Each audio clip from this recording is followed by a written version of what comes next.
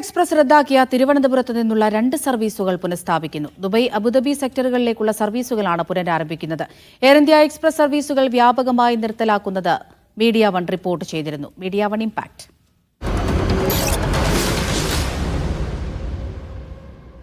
Media one വാർത്തയെ തുടർന്ന് ഗൾഫിലും നാട്ടിലും ഉയർന്നുവന്ന പ്രതിഷേധങ്ങളുടെ പശ്ചാത്തലത്തിൽ എയർ ഇന്ത്യ എക്സ്പ്രസ് അധികൃതർ മുഖ്യമന്ത്രി പിണറായി വിജയനുമായി കൂടിക്കാഴ്ച നടത്തിയിരുന്നു.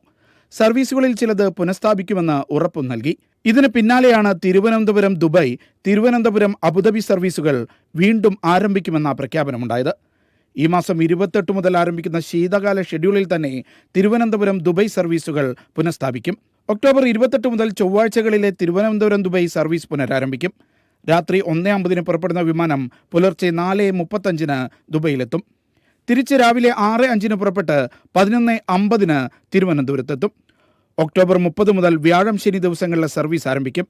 വൈകുന്നേരം 6:20 പുറപ്പെടുന്ന ഈ വിമാനം രാത്രി 9:05 ദുബൈയിലെത്തും. തിരിച്ച് 10:05 പുറപ്പെട്ട് പുലർച്ചെ 3:05 തിരുവനന്തപുരത്തെത്തും. സർവീസ് നിലച്ച് 5 ആഴ്ച പിന്നിട്ടാകും തിരുവനന്തപുരം അബുദാബി വിമാനം ഡിസംബർ 3 മുതൽ സർവീസ് പുനരാരംഭിക്കുക. ബുധൻ, വെള്ളി, ഞായർ ദിവസങ്ങളിലായി ആഴ്ചയിൽ 3 ദിവസമായിരിക്കും സർവീസ്.